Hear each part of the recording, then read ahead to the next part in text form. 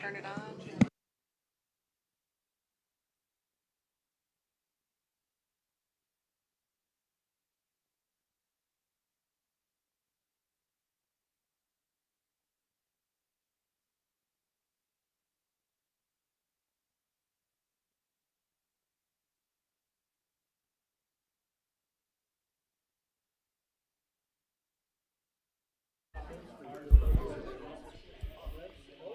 Okay, if legislators would please come to the front and find their seat, we'll begin in about 5 minutes. And audience members, if you could also find a seat, again, we'll begin in about 5 minutes. If you'd like to ask a question, please find a note card to write your question and then hold it up in the air for one of our runners to pick up. And the chance of your question being asked is best when it's one that all legislators can address and deals with issues that will be faced in the state legislature as opposed to issues that would be addressed in federal or local government. We will prioritize bills that are still in play versus bills that have been killed or already passed both houses. You may also submit questions by emailing them to SFLWV@gmail.com. Please include bill numbers. If you don't know the bill number, there's a League of Women Voters member in the back who can help you look it up. Again, we'll start right at 10.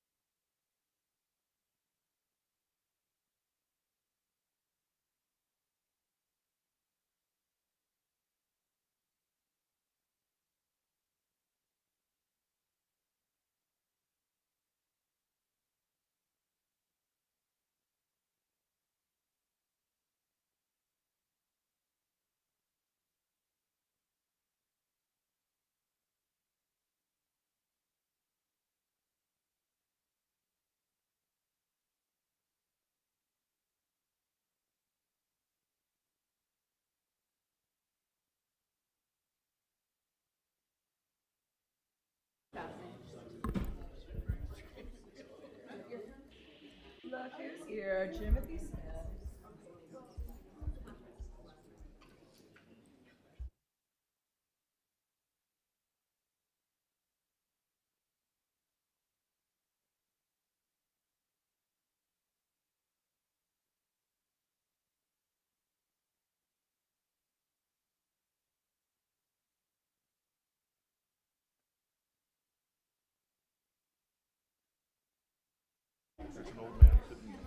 Good morning. My name is Amy Scott Stoltz, and I am representing the League of Women Voters, and I'm going to be your moderator this morning for the 2026 Legislative Coffee.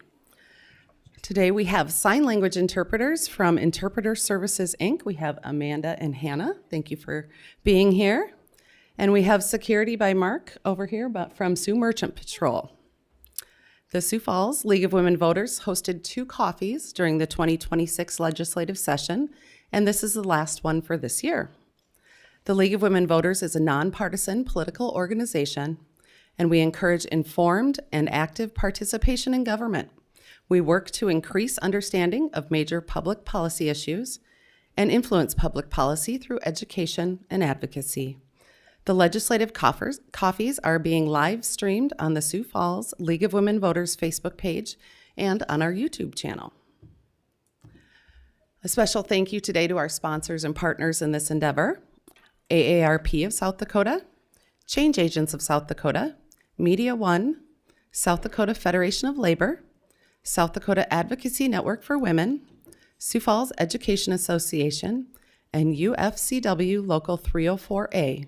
We'd also like to thank Southeast Tech for the use of this location. Now, if you'd like to ask a question, please find a note card to write your question, and then hold it up in the air for one of our runners to pick up.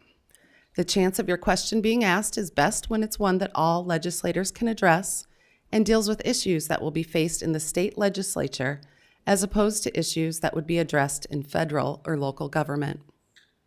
We will prioritize bills that are still in play versus bills that have been killed or have already passed both houses. You may also submit questions by emailing them to SFLWV@gmail.com. And please include bill numbers with your questions. If you don't know the bill number, there's a League of Women Voters member in back who can help you look it up.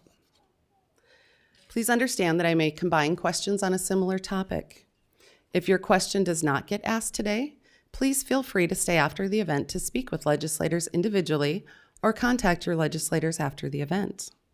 We would ask that at this time you please silence your cell phones and take any conversations to the hallway so as not to disrupt others who are listening. For this event we invited legislators from districts 13, 14, and 15. And we were supposed to have a couple legislators from the other districts who couldn't make their scheduled time, but they have not been able to make today either, but welcome legislators. Senators Hone, Peterson, and Carr, as well as Representatives Andera, Schwanz, Mulder, Arlant, and Rayfield were unable to attend either event due to scheduling conflicts. We understand that both Senator Beal and Representative Soy are experiencing health issues and will not be returning to the 2026 legislative session. We wish them well. We did not receive a response from Representative Hughes. We understand that being a citizen legislator can be straining on a legislator's time, but the League of Women Voters recognizes that communicating with citizens should be a high priority in our representative democracy. We thank those legislators that took the time to be present. We want to take a moment to see if any interns and pages from the session are out here in the audience. If any of you are here, please stand up. Not today? All right. Well, please encourage anyone in high school or college to investigate that opportunity and contact your legislator to find out more. The format today is as follows. Each legislator will introduce themselves, indicate what district they represent, committees on which they serve, and how long they've served in the legislature. Legislators will then have 90 seconds to respond to the questions. There's no rebuttal time. Legislators, if you wish to respond to a question, please raise your hand or catch my eye, and I'll call on you when it's your turn. As we near the end of the coffee today, each legislator will have an opportunity for a 90-second closing statement to comment further on issues brought up, or to comment on a topic that was not covered with the questions.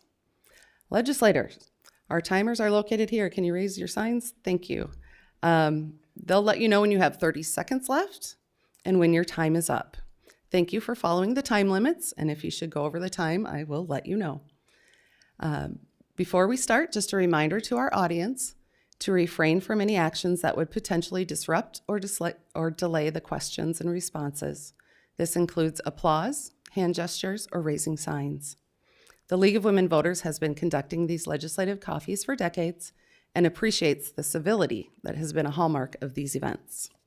We will start the introductions now on my far left with Representative Muckey. Good morning. Good to be with you all. Representative Eric Muckey, District 15.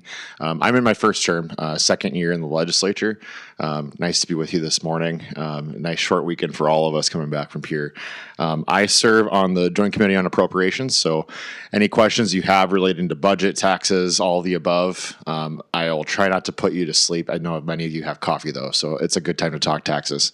Outside of that, I'm also on the House Retirement Laws Committee, and outside of session, I'm also on the Interim Rules Review Committee, so the Legislative Oversight Committee that has kind of a check and balance against the executive branch when they set rules for the state of South Dakota.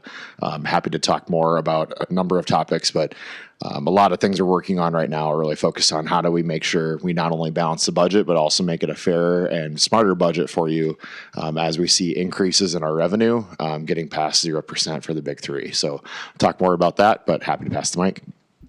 Thank you. Representative Whitman. Good morning, everyone. Representative Caden Whitman, also District 15. I am not the person to talk to about budgets, I will say that. I sit on the Agriculture and Natural Resources Committee. I am in my fourth legislative session, my second term, and as of 2 days ago, I also sit on the Judiciary Committee, which is a lifelong dream realized. I'm the chair of the state's Corrections Commission, the state penitentiaries in my district, and I'm also on the Governor's Correctional Rehabilitation Task Force, so I care a lot about criminal justice reform, especially over the next few years as we're building our new facility. What are some smarter policy decisions we can make so we're not filling that new facility immediately when it's done? If you pay attention at all to the idea of school lunches, I am also that lady. This is our fourth legislative session attempting to expand access to free school lunches in South Dakota public school students, yes. This might be our year, so stay tuned, and my budgetary friends have more information about that than I do. Thank you. Senator Smith. Hi there, I'm Jamie Smith, Senator from District 15, and I am in my 8th session, and I've been serving out there for 10 years now, though, and it's been a great opportunity.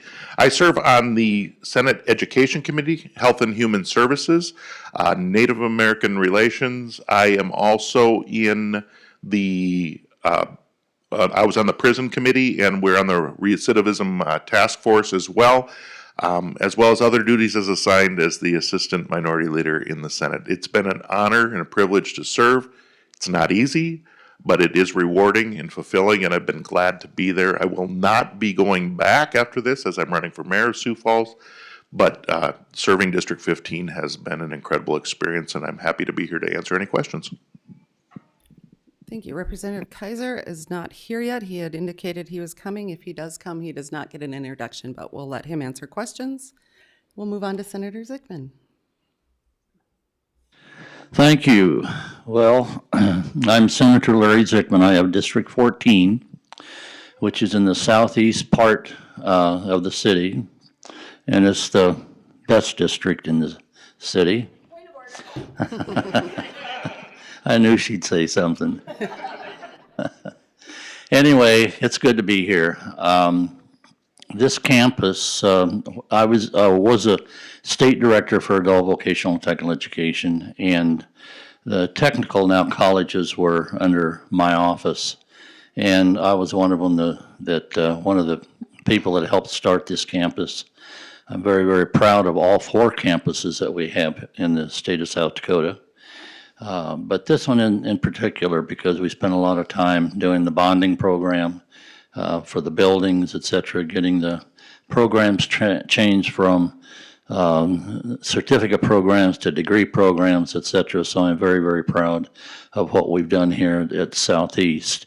Not only that, that has provided the services that I think business and industry needs, or have needed for before that a long time. And we finally got that with now the Ford Technical College. It's just booming. Anyway, I serve on appropriations. I've been on appropriations now for about 4 years. Before that, I was on about every committee. I was in the House for 6 years, and I served about almost there, every committee there, along with being chair of the Military Veterans Committee. I now serve as a chair of the Senate Military Veterans Committee, and you need to, and I hope a lot of them do, watch your channel on, especially the Military Veterans Committee, some of those committees that we have going. But those are the two main committees that I'm on now. Appropriations, Jack will tell you, takes a lot of time. We're in from 7:30 in the morning till sometimes later on, and it takes a lot of time. But, you know, I'm going to say this. I would have never guessed that South Dakota would have ever had a $7.4 billion budget, and we did at one time. But we've gone down since then, but I would have never guessed that. So your legislators, all 105 of them, do a very, very good job of serving you. And even though you might not think so once in a while, they do, and all of them are very serious at what they do. So it's good to be here. It's good to see it from this side of the aisle than on the other side. Jack? Representative Colbeck. Thank you. I yield my time to Larry Zygmunt. My friend. Well, I'll stand up because I'm the only person sitting at these tables that did not get elected last year. I was appointed by the governor to fill the seat that our Lieutenant Governor, Tony Van Huysen, took in District 13. And so the governor had the confidence in me, and I was very humbled to be called back.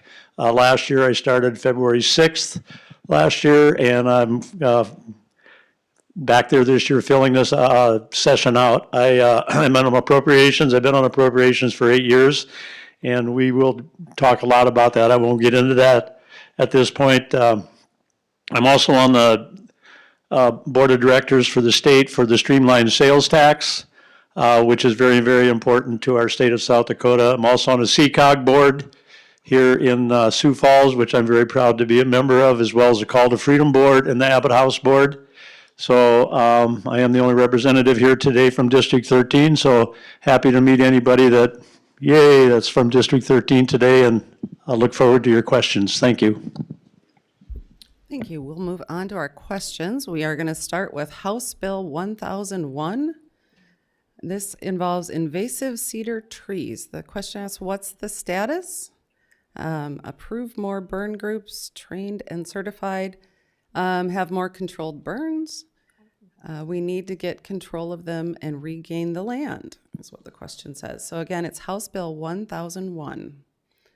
I can take this. Yeah. Representative This was Whitman? in my favorite committee of all time, Agriculture and Natural Resources. And for those of you not in the know on this joke, downtown Sioux Falls is not considered the most agricultural district, which is why it was kind of funny when I got appointed to that committee a few days before my first session. But I've had the time of my life serving on that committee. So what this bill does is allow private individuals to conduct prescribed burns on state-owned land in conjunction with burning on their own adjacent land if they receive written consent from the appropriate state authority.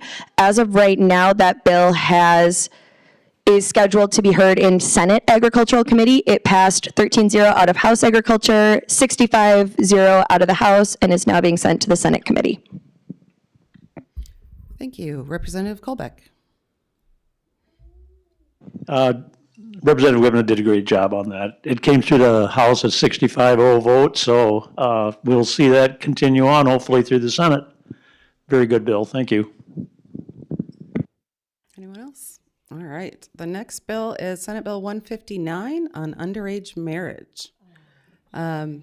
Please explain how the change would affect the current status, and do you support ending underage marriage in the state? I do support ending underage marriage in this state. Representative Whitman, Sorry. Gosh, so excited. let me know if you want to talk, and I'll call on you when it's your turn. Can I talk on this one? You can start. Thank Yes. you. All right. Apologies, everyone. I am really excited about this bill. 3 years. The board is in favor of this particular bill. Whether or not it will be amended back to where Representative Whitman wants it in the House, I'm not sure, but I congratulate her on her hard work. Thank you. Thank you. All right. Senator Zickman. I got a comment.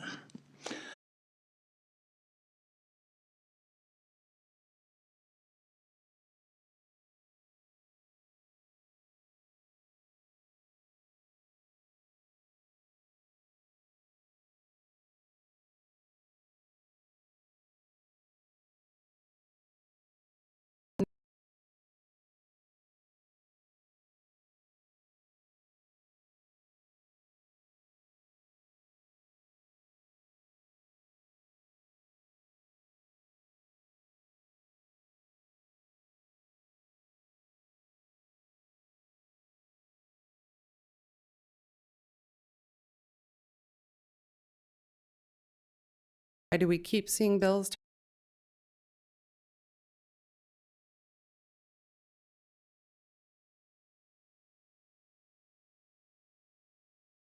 Constitutional issue. I can't state that this bill is constitutional in any way, shape, or form, and it's a continued pattern, and I say this as an appropriator, a continued pattern of bills that are coming to us in the state legislature that are going to continue to fill our extraordinary litigation fund and take money away from things that are actually important in South Dakota, as opposed to the latter part of the. Representative Colbeck. Representative Colbeck.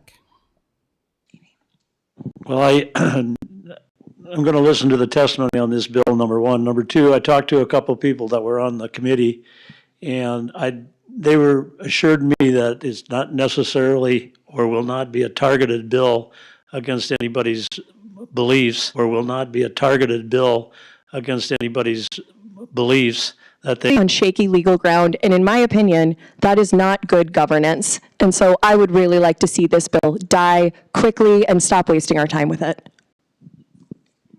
We're going to move on to a series of questions on TANF.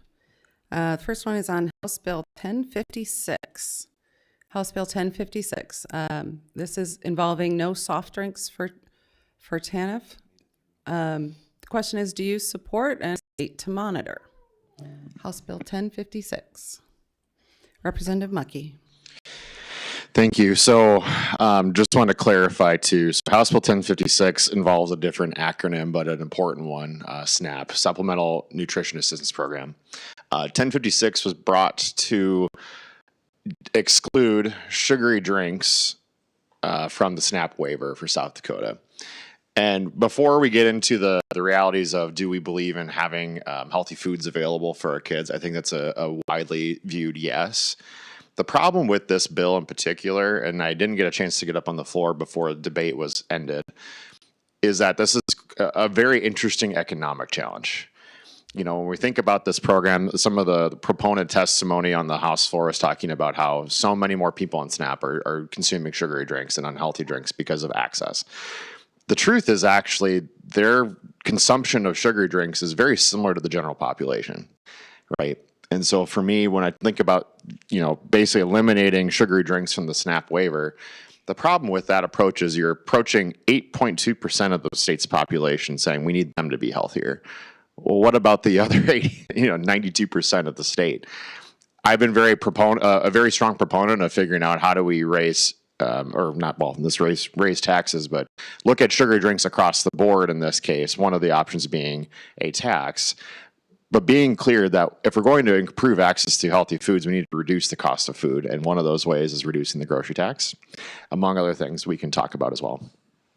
All right. Senator Zickman. Thank you, Madam Chair. That came up in Senate appropriations yesterday. Please understand that although most of the year we meet jointly with the House and the Senate on appropriations, and it makes sense because in the old days, And we got a person up there that remembers it a little bit. In the old days, they used to meet separately. And now, for the past number of years, they separated and we There's a year for the state. Producers. There's some energy drinks into the Sioux Falls market. Sales numbers were like this here. SNAP came in and authorized the use of energy drinks, and they went like that. And I often thought, and I come from a family of 12 people, young kids, and we always had food on the table, but we didn't necessarily have sugary drinks on the table. And I think that the SNAP program was set up to help people that didn't have the money to buy a lot of food. That SNAP money should have been used for nutritional food and things that they could put on their table. Now, whether or not this bill goes through or not, I don't know that, but I just think that the better use of our tax dollars that we use, that we spend on SNAP to help people out, should be used responsibly by the people on the SNAP program. And therefore, I think that if there's ways that we can get healthier food on the tables for those people, this would be one avenue that would help. So that's where I stand on this, and it's our tax dollars that we're using to give to those people to help them become, better, healthier, and hopefully able to work in our low unemployment rate here in the state of South Dakota. Thank you. Senator Smith. Well, we have to remember that our tax dollars are used to pay a lot of different people in this state. Our tax dollars pay us to be legislators. Our tax dollars pay lots of different things, and we're not telling those folks what to do and banning that. I think ultimately we should work on making healthier lifestyles for everybody, and that should be our goal. If we have to implement this for the cost that it's going to cost to implement it, we can pay for almost half of the school lunch, more than half of the school lunch bill that we haven't been able to find the money to do. That goes along with the other things that we talked about, the litigation funds too and everything like that. They say, oh, that doesn't take away, there's money in the litigation fund. No, we backfill that litigation fund every year. This one's not going to probably end up there, but we make decisions like this all the time that cost us more money than they help. And we could use that money for something else. And so, if we really are encouraging people to be healthy, let's do that for everybody. And if there's money available to make decisions like this, let's help people find food with that money rather than stop something with that money. The next bill is House Bill 1123. The question asks, providing financial support for families on TANF. This provides diapers and menstrual products. Will this pass? 1123. Representative Whitman. This is my bill. I'm going to pass it to the appropriator to tell me if it's going to pass or not. To be determined. We're in the final stages right now, finalizing priorities from all caucuses to come to this. One of the things I think is a good step forward on this bill. I'll be able to speak more at length about TANF when that conversation inevitably arrives. TANF, temporary assistance for needy families, very short-term cash assistance program that helps the folks that are in the highest levels of poverty take care of kids. So what Representative Whitman's bill accomplishes, I'm happy to give her the mic back to talk more about, but the cost basis for us to provide these services, again, Senator Smith kind of highlighted this. We have a very significant amount of one-time money available to us right now. Left on the bottom line by the governor was $14 million. We just saw an $18 million increase based on our revenue cycle, and we may see more because there is more reserve available as well. And so I think the general theme that I have when we talk about priorities is if we're not prioritizing those who are in the worst economic conditions, often through no fault of their own, are we really doing well as a state? And I think that's the theme that comes up for most of these bills. So I'll pass it back to Representative Whitman. Nope. Can't do that? Can't pass it back, sorry. Anyone else want to talk about that? Representative Colbeck. Thank you. On appropriations, and Representative Mucky and I are on appropriations like that. And I'll just show you, we got which are the only two things that we can appropriate for. And so when it comes down to what do we want to spend our money on, one-time money that we have available, do we want to spend it on things like what was just proposed, or do we want to do something different for like Feeding South Dakota or the SNAP program or things like that? That's where this all comes down to. And if I had to make a decision, I think you know where I'd go. So I just want you guys to know that still working on it. We got a big meeting tomorrow night. Hopefully by Monday or Tuesday, we should have our priorities and everything set in place. And actually, I'm just going to tell you, we are looking pretty good. So we'll talk about that as more questions come forward. Thank you. All right. Our next bill is House Bill. Do your constituents ask you to raise the cost of living, their food, phone bills, electricity bills? Will you keep sales tax from going up? Take a second here as you see legislators frantically looking at their computers. What they're doing is computers up here. So we will start with Representative Mucky. Thank you. So really quickly, what House Bill 1308 was designed to do is a counter proposal, effectively saying the only way you're going to have any meaningful property tax relief is some rise in the sales tax. Now, I've been working with Representative Samowski, the prime sponsor on this, because I carried in all tax. And being able to say, if you're going to raise sales tax, you better give people relief across the board in some capacity. On top of that, finding ways to, again, address a property tax problem. The thing that I'm taxed to find some balance in property tax relief, you better come up with something that's good for everybody. And the only way you can accomplish that is eliminating the grocery tax. And so I know we're having a conversation over the weekend to figure out how do we bring that counterbalance to the state of South Dakota and hopefully end some of the debate around property tax relief in a meaningful way for owner occupied, while also saying if you're going to provide tax relief, I want folks to be able to say, great, I just got 2 to 3 weeks more at the grocery store, and I can actually bring that home to my family. I can't in good conscience vote for an increase in taxes without some sort of counterbalance that's going to benefit everybody, especially those who, again, are the poorest among us, and frankly, any of us, for that matter. Representative Colbeck.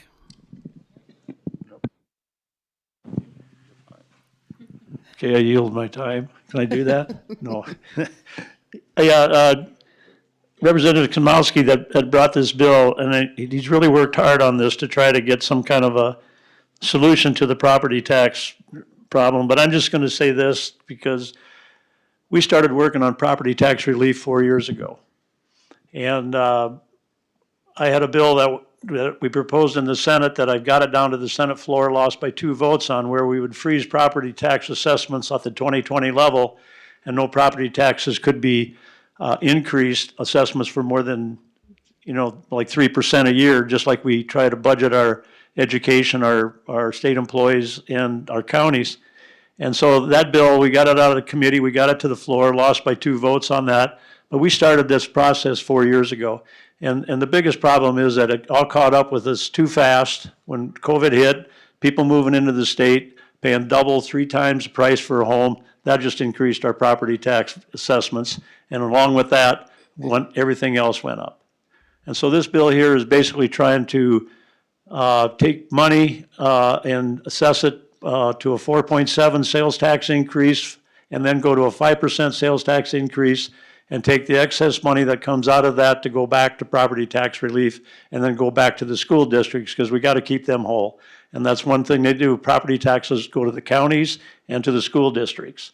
And so if we decrease our property tax levels, we decrease the funding to the districts and to the counties. So this bill is going to get a lot of talk. I don't know where it'll end up at, but that's where it'll be, okay? Thank you. And Senator Zygmunt? Yeah, Jack had a good bill and I voted for it even. So I think that made him happy that I voted for it. But he had a good bill, and he had a lot of good things inside of that, but it did fail. We've got to do something with property tax, folks. And I know probably all of you have seen your property taxes going up almost every year. And so we've got to do something with, and mine has. So we've got to do something with property tax, and hopefully it'll be done this year. There's roughly, 25 to 30 different bills that are coming out to do something with. There's got his and et cetera, et cetera. So it's going to be an interesting, but we've got to do something with property tax. But you got to replace some of that property tax, whatever we do, with some other income to make up. Thank you. I would top of mind for them. They're looking for other areas where we can support them.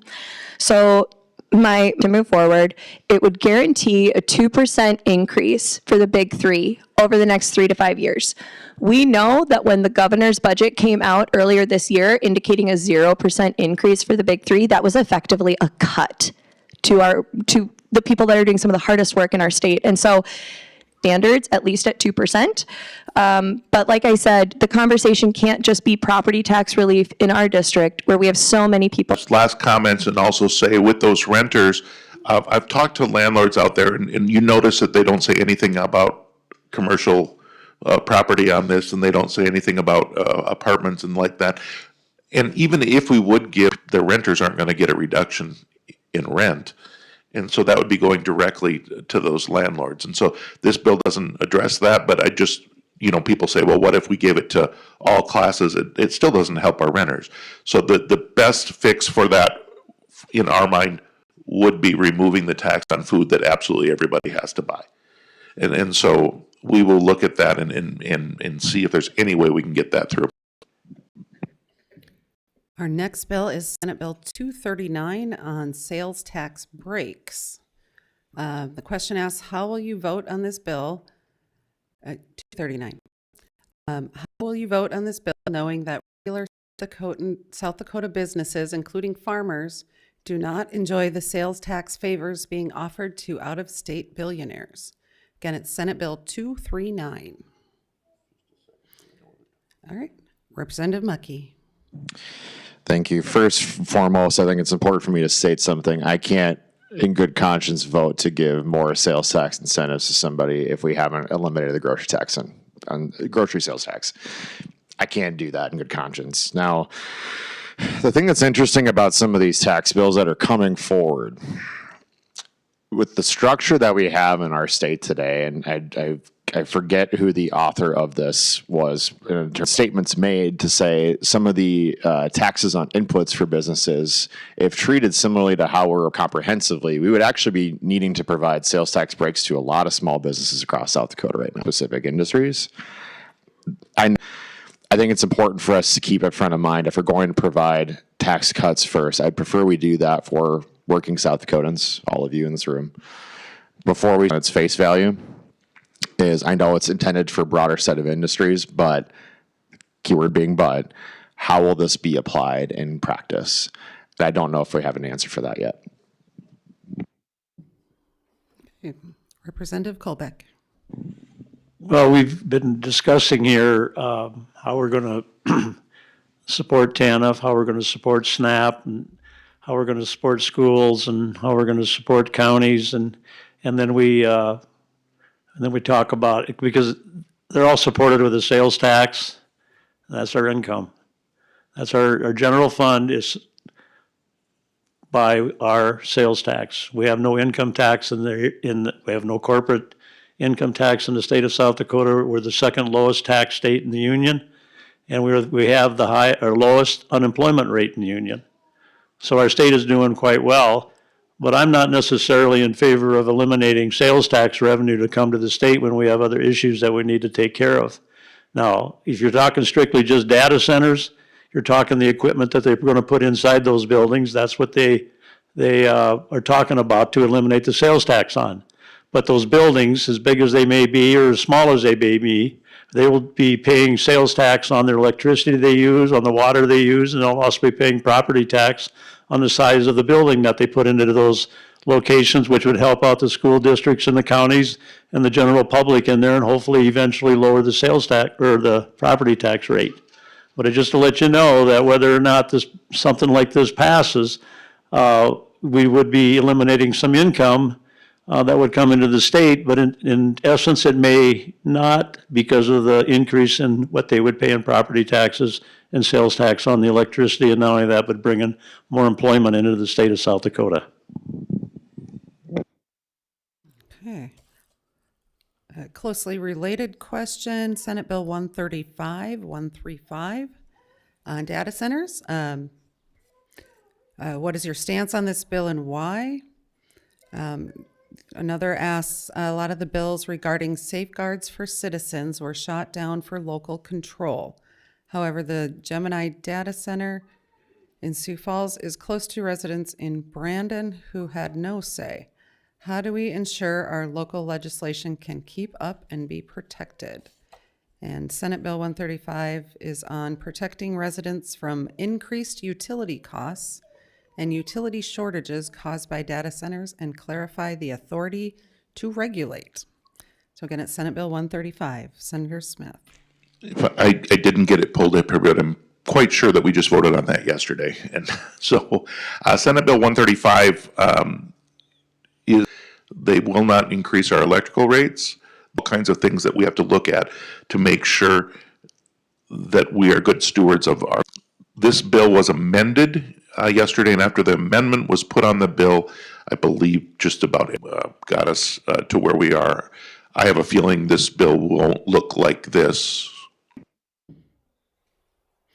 Senator Yeah, it was amended, and without the amendment, it was really not too good of a bill. But some of this stuff, electronics, that hasn't been proven yet to me. Now, I talked to lobbyists, and they assured me that somewhere along the line that with information and statistics to see if the grid does handle it, and I'm not so sure it will. There's also some concern about the fact where this AI is going to be placed. And the concern is, why don't we do it not around Sioux Falls, but up around in some ag area, someplace that we can get all the acreage and build this stuff there. You wouldn't have all the noise and et cetera, et cetera. So, and they've got some pretty good thoughts about that. But one of my main concerns is going to be if the grid can handle it. So thank you. Economic development for the state and what's good for our economy at a micro and macro level. The Senate, they're calling it can while also making sure that we're actually getting you public input in the process. Those things, differences too, is House Bill 1198, which I voted against largely because of a similar problem we had yesterday with a prohibition on non-disclosure. 98 when it came to proposals from the folks to protect the city of Brandon in particular, there was no conversation between as a high energy facility, which would actually include too many things in the process, just like we saw yesterday with prohibition of non-disclosure agreements for data centers. The data center term, as I got up on the floor, I said, we're regulate those, or we should not be regulating small usage. And so I just want you to be mindful of how large or how all-encompassing a bill is, because that usually determines its fate. Representative Colbeck. Thank you. I just want to clarify a couple of things here that, we had this city council meeting on the rezoning of that area over there by the old Pathfinder electrical nuclear plant area where that proposal was made. That land was only brought forth to the committee, to the Sioux Falls committee, to rezone that to light industrial. The problem that they had was XL Energy owned the land. There wouldn't have been Gemini, and Gemini came in to have that a data center to go into that particular area. That's all the city council was doing. They were just at that point in time. And those regulations will come, as you heard from our good people. There's still a lot of discussion going to be taking place, but that's what happened on that particular Tuesday night. There was a lot of misinformation at that point. All right, we'll move on to a student. This is on phones in schools, cell phones in schools. Bomb threats, where do you stand on Senate Bill 198? Representative Mucky. Favor of the impacts that the use of a smartphone can have on a young mind and how it plays out in a classroom. But what I want you to see from this is an important point of how our system of government works. Should the legislature be inserting itself into decisions by school boards where I can almost guarantee you can hold me to this, I'm pretty sure about 100% of our school boards across the state at some point in time have adopted a cell phone policy. They know it's good for their students, and more often than not, they've made it such that their schools are actually making sure that there's a restriction on the use of cell phones. Coming from a family of educators, school administrators, the like, this has many issues involving schools. I'm sorry, that's just the truth of it. And so for us to say we have a grand plan for education that involves taking cell phones out of schools is a fairly disingenuous way to tell me that you've not actually been into a classroom anytime soon or talked to our school administrator. So for that reason, I'll be saying no to this bill if it comes. Okay, Well, go ahead. just a couple of comments real quick here, the government, less government, okay? What have we done? We've introduced more bills for more government, more government, more government. You know, I totally trust our school district right here in Sioux Falls. I trust those people to manage that particular issue, and I don't think that we need to put more government into it. So that's my. Senator Smith? I would say any teachers out there in the distraction that exists because we're constantly being pulled away from what we're thinking about. There's an issue there. Who deals with that, though, is one thing. Now, there is a relief for schools that they can say, well, the state told us we had to do this, because there are parents that get up in arms, huge, that the safety issue. So when you talk about that, well, the way that the law that Senator Carr brought said that you could use them for an emergency issue. Now, that depends on what the school's policy is on where you have to put it, right? But to have the discussion, I think, is a good one about what cell phones have done to our society. There's so much good that has happened because of this tool. And at the same time, they all be in the same room together and nobody's talking to each other. They're all looking straight down at their phone. And this is after we haven't been together for, and then the next day, well, we don't like what the local people said, so we're going to come to the state. That. Senator Zickman? Thank you. Well, we had this up in Senate yesterday, on the 10th, and it failed 3-4. They amended 3-4, and then the Senate Education, it was brought a report out of committee without recommendation as amended, and you can do that. The committee can, and that was brought out 5-2. The Senate passed it. It was a good debate, great debate. And it was debated over there first in committee, in Education Committee probably. And then if it passes there, they'll bring it to the floor after that. So it's over in the House. Representative Whitman? Thank you. Madam Chair, if I may request some latitude. It's your time. Thank you. One thing, less of a comment on this specific bill, but more of an observation that you've heard echoed from my previous legislators. We cannot decide when we like local control and when we don't like local control, or when we like parents' rights or we don't like parents' rights, or when we like the free market or we don't like the free market. Every single day, and sometimes by the hour, to very closely pay attention to when your legislators are voting to allow you to keep control for us. All right, the next bill is House Bill 131. The question asks, why was Representative Emery's amendment requiring medically accurate information rejected? And at what cost to the taxpayers if this? Thank you. So House Bill 1313, as passed by when talking about conception, proposed amendment was that it was very narrowly designed for a specific video, and on top of that, courses to be focused on, we cannot use any type of, our assistant minority leader brought forward, was actually to respect the intent of what the bill was supposed to do, which is if you want scientific, get to cherry pick the video, and you don't get to then go and turn around and say, well, we're going to legislate our views on abortion into the schools. That's what the amendment was supposed to do, and it was killed because as the majority leader got up and spoke on it, well, are we really a pro-life body or not? And really, we need to make sure that we keep those safeguards in place. Again, air quotes. This was a legislation, and unfortunately, I think Representative Colbeck used the correct words earlier. This is a setup bill. This is a bill to postcard fellow legislators on how pro-life they actually are, and that's a disappointing state for our state and our legislature. That's your time. Representative Whitman? I will be slightly less PC and say we got played. Our Republican colleagues, our moderate Republican colleagues told us that they would support Representative Emery's amendment. And then when we went back and watched the video, they did not support it. Representative Emery is a medical professional. He has been a medical professional for many years, and his ultimate goal with his amendment was to make sure that we are utilizing appropriate medical terminology in the laws that we write. And so I was deeply disappointed in my colleagues in the House that told us they would be supportive of that amendment, but then went back on their word, and in fact were not. And I think, again, I would echo, this was a gotcha bill. There was, in my opinion, the only right vote was a no, but this is just another way for us to continue to demonize abortion in our state, which I would remind everybody, we do not have abortion access in this state.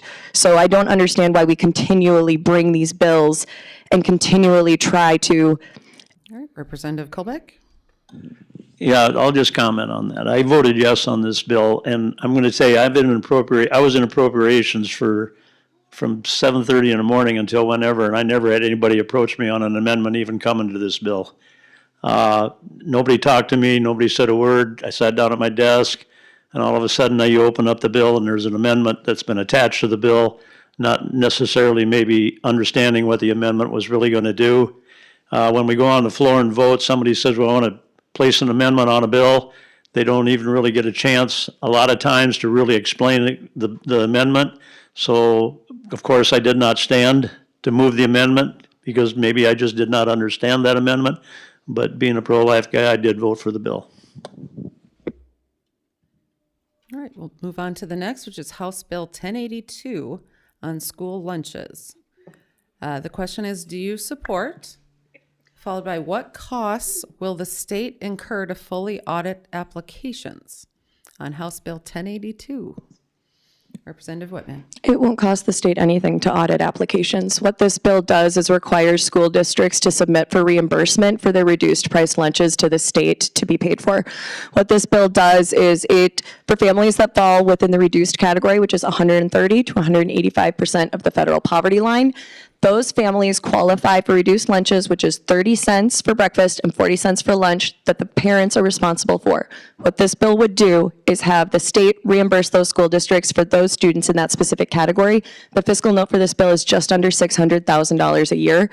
I think it is a wonderful use of taxpayer dollars. We know that when kids have access to nutrition, their brains develop better, they learn better, they have lower truancy, we see higher parent involvement, and we actually saw that during the 2 years that we had free breakfasts and lunches during COVID. We saw a return on investment when we invested in our students in this way. I'm hopeful that this will be able to get across the finish line this year, and moving forward, we'll just continue to expand it. Thank you. Okay, Representative Colbeck. Okay, I was going to let Representative Mucky talk on this one over there because he's in appropriations. All right, well, he's going to talk anyway on it. All right. Go ahead and talk and say your side. Well, I appreciate this bill, and I'm going to support this bill. I'll tell you right up front. Being in appropriations, we've had numerous bills like this brought by the good representative over there, and actually, what we're going to try to do with this bill, and I might as well be up front right now with everybody on that, I've got a motion sheet already made for the Department of Ed to add into their ongoing budget starting in 2027's June 30th or July 1 of 2027 to add $630,000 into the ongoing school lunch program to subsidize the 40 cents or the 50 cents, whatever it may be, to accommodate these people, these young kids to get that lunch. So it's an ongoing discussion yet.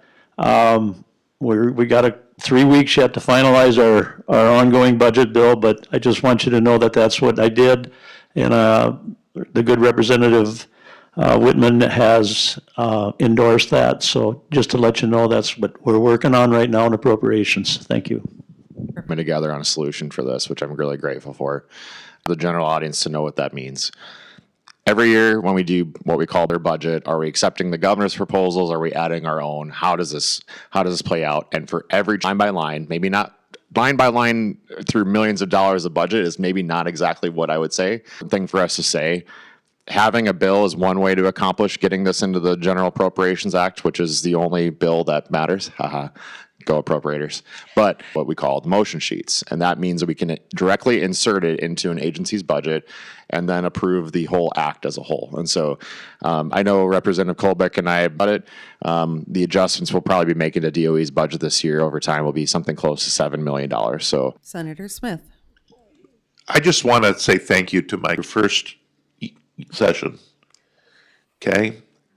And you haven't quit working on it. And I just, that's not easy to do, folks. And so, and the reason that you keep working on it, and I'm so pleased, is because it matters to kids. And they're one of the most important things that we can invest in our communities. And so thank you for that. And I'm not talking about the bill necessarily, but I'm just, the bipartisan support on this finally is exciting. And Senator Zickman. Well, I'm a former teacher and school administrator, so I know how important it is to get food to those kids. Several years ago, we were presented, well, just about presented, federal funds for $7 million to feed our. What happened to that? That went back to both sides, both that's as your the Senate time. and both sides, both that's as your the Senate time. and the House. So anyway, I will probably be supporting the bill. No, you can't do that. The question asks, how many cases of non-citizen voting in our state have occurred? Why is there no mention of marriage certificate in the bill to validate a birth certificate and picture ID for women that have changed their names when married? And what actions would already registered voters need to do for our election in June? So multiple questions in there. If you'd like to address any of them, it's Senate Bill 175 and Senator Smith. I'm not aware of any problems that anybody's had with people that aren't citizens voting in the state of South Dakota, nor has it been brought to me. I do want to point something out that was brought to me, though. I got my license renewed last year. On the back of my license, it doesn't say I'm a U.S. citizen. So this wouldn't count for me. Now, if you just got it updated now, there's a new box on your driver's licenses, okay? So if you have recently got it updated, it might have a box on there that says U.S. citizen. Otherwise, I think I'd have to show a birth certificate or a passport, because this will not say that I'm a U.S. citizen. As far as the marriage certificate, great question. I don't think this bill is necessary. I think it is again, a national talking point that is being brought to the state of South Dakota to show just how conservative some people in this state are and how good they are on their scorecard. Representative Mucky. thank you. Two things. U.S. citizens can't, or somebody who's not a U.S. citizen cannot vote in our elections, period. That's been the law of the land, period. So anybody who's signing on to this to virtue signal that they need to protect citizenship in the ballot box, it's already a thing. And it's very deeply offensive to me when somebody comes to me and says, my wife, because she may have to change her name, can't vote. That's, pardon my French, that is crap. I'm really glad, I guess, my wife has not changed her name yet. I mean, come on, folks. Let's be logical here and think about, when we're thinking about the folks who brought this bill forward to us are bringing national talking points to our state and trying to tell us that citizens, non-citizens are voting in our elections. How many cases of that have we had in South Dakota over the past 10 years? Zero. How many cases have we had across the country over the past 15 to 20 years? Maybe 60. Maybe, if that. And guess what? They've been prosecuted. Folks, this is the type of legislation that is just damaging to our state. It's a national talking point. And frankly, if you're going to come after my wife's voting rights, many wives' voting rights partners who have changed their name, this is just ridiculous. Representative Whitman. I would add an extra facet of it, which is our indigenous and our tribal communities in South Dakota. This bill does technically allow tribal ID as proof of citizenship, but if somebody doesn't have the specific documentation that's outlined in this bill, that they could be labeled a federal voter, and then they're blocked from voting in state and local elections. And for a lot of our tribal members, especially their elders, or those that are in the really rural reservation communities, accessing their documents like birth certificates or passports is not simple or easy. And when we see even those small administrative hurdles put in people's way, it stops them from engaging in the civic process. And I would add that given our state's history with blocking the native vote, we should be extraordinarily cautious about how we add new requirements to voting that could unintentionally limit full participation, especially from our Indigenous communities. Okay, Representative Colbeck? Okay, I've been involved a lot in elections. And for people here in the room and listening, there's two ways to vote in the state of South Dakota. One is you go to the poll and you vote. You show your ID. In December of this last year, you will not have the U.S. citizenship words on the back of your license. And him and I compared our licenses. I got mine in January, he got his in December. Mine was renewed this January and I got the U.S. citizenship on it. He does not. But that's one way to vote, is that way. The second way is by absentee ballot. And then you can either mail it in or you can go down to your courthouse and you can vote. And both ways you got to be verified with your ID and in order to be able to do that. And that's worked in our state of South Dakota for as long as we've been voting. I mean, I'm serious, and you know, everybody wants to change everything. I've been through the training on the machines. I've gone through the training on a lot of different courthouses. I've talked to the county auditors on that. Our system of voting is not broken. And so when this comes over to the House, I'd really probably have a tough time voting for it, just because I think that it makes it just that much more complicated than what that people are trying to create today. So thank you. We'll move on to House Bill 1323 on petitions. The question asks, there's a bill lengthening the time for local petitions to 45 days from 20 after the data center petition in Sioux Falls. Where Representative Mucky? Thank you. So the House voted on this yesterday in an amended form from Representative Aylward, changing 45 to 30 days, but ultimately still went from 20 to 30 days as far as your ability to petition a municipal action.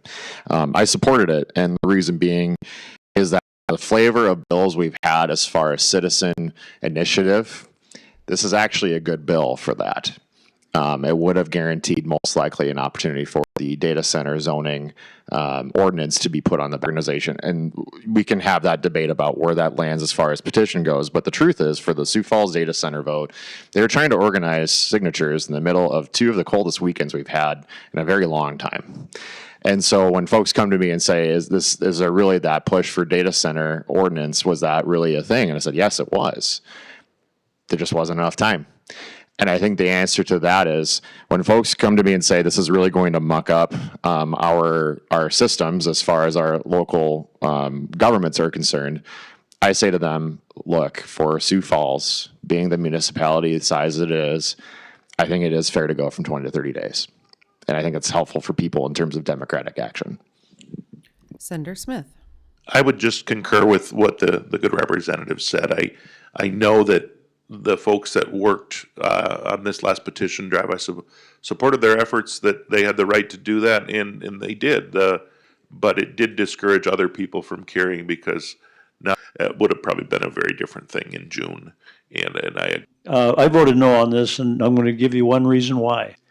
Before any of that takes another 30 days, and if you want a construction project to move a lot, not only online, and that's the reason why I voted against that. I just didn't think that. Of the day is House Bill 1065 on medical cannabis. New card to arrive in the mail. The medical cannabis bill on medical cannabis.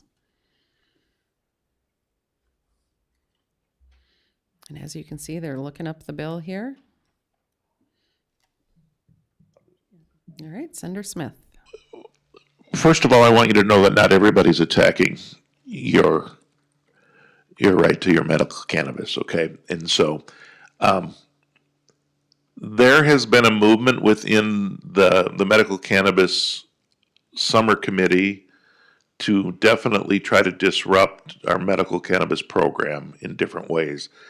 And it has been, there have been a slew of bills like this divided out that don't do anything necessarily except for make it harder for people to access the program. I have not been given any information that this program is being abused. I think it was set up in a very responsible manner, and I believe that the people that use medical cannabis are also very responsible in their use. And therefore, I oppose bills such as this, and there have been quite a few again this year, brought by a group of folks that I believe think they're doing their moral duty to the, to our community, which absolutely drives me crazy. Representative Whitman. Thank you. So for those of you out there who are still looking up the bill, what this does is it narrows the medical cannabis affirmative defense so that patients have to be fully registered with the state at the time of the alleged offense. But anti-seizure drugs to carry around their scripts with them all the time to prove that it is something that a card or a form. This is medication, just like anything else under the law. And under this bill, medical practitioner's recommendation, but for some reason, there was an administrative hurdle that took a little bit of time, medical cannabis individual could lose their affirmative defense. And if we're going to treat cannabis as medication under the state law like we do, then I think we should treat patients like patients, not suspects that have to prove themselves upon demand by law enforcement. Representative Mucky. Thank you. So the final form, this bill was actually amended on the House floor. The final amendment that was brought forward, I think, significantly wounded the intent of the initial prime sponsor of this bill, which I guess could give a little bit of better cover in some capacity. I voted no against the amendment and no on the bill because we set laws that you requested us to process because of their own moral obligations or beliefs. Somebody's moral high grounds are better than the voice of the voters. I just don't. So ultimately, we have not voted for, as was said before, we don't have any cases of moral beliefs into your choices as a voter. Comments over there. I'm not a lawyer. I did do a little research with some people. Bill, not a lawyer. I don't understand what people talk on the floor is how my opinion was drawn on this bill, but I did stand for the amendment and I did vote yes for the bill. All right, well, that is all the time we have for questions. I'm going to read a couple topics we didn't get to on here, and if you guys want to address any of them, you certainly can in your closing statements, which we will do after that. House Bill 1246 on data centers and surveillance. Senate Joint Resolution 505 on property assessments. On sales tax for property tax relief, we did cover that. House Bill 1200 on bills. This one asks if we need longer sessions. Asking about a summer study on proposed to make voting easier versus.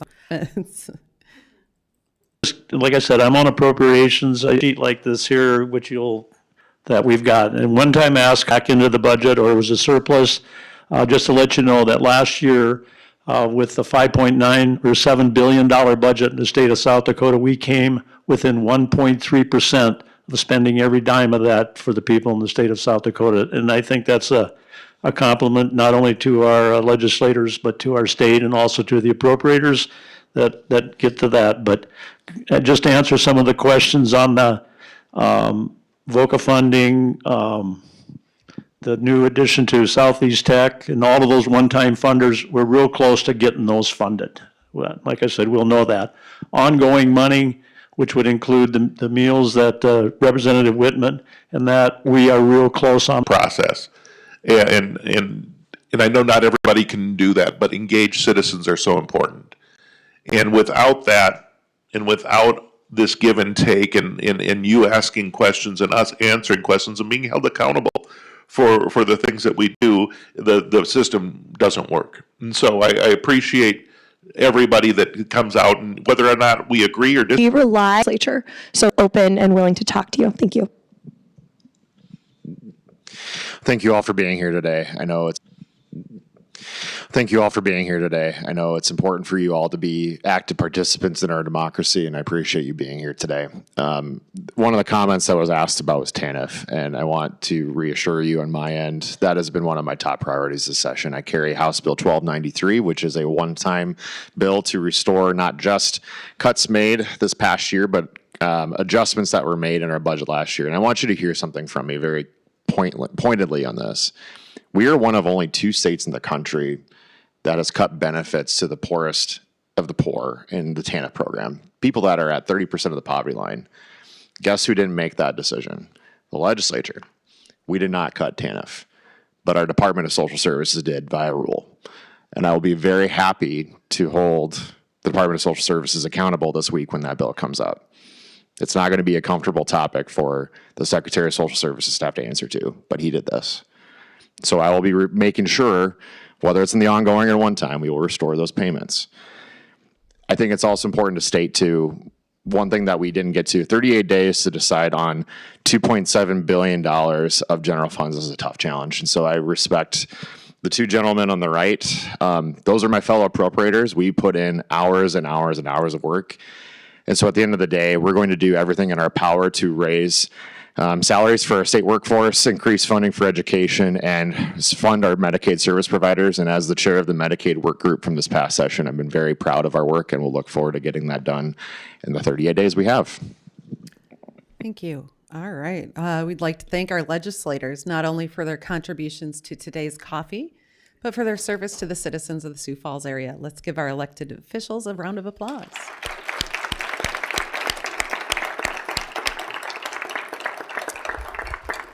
And thank you again to our sponsors, AARP South Dakota, Change Agents of South Dakota, Media One, South Dakota Federation of Labor, South Dakota Advocacy Network for Women, Sioux Falls Education Association, UFCW Local 304A, and to Southeast Technical College for the use of this hall. And Media One is live streaming on our Facebook page for the Sioux Falls League of Women Voters and our YouTube channel. And thank you to our interpreters today from Interpreter Services, Inc., and our great volunteers. And we also thank you, the audience, for giving voice to issues and concerns. Please note that events like this are not possible without our partners and without donations from people like you. Feel free to leave a donation for the League of Women Voters at the back of the room or through our fund at the Sioux Falls Area Community Foundation. Have a great day, and thank you for attending.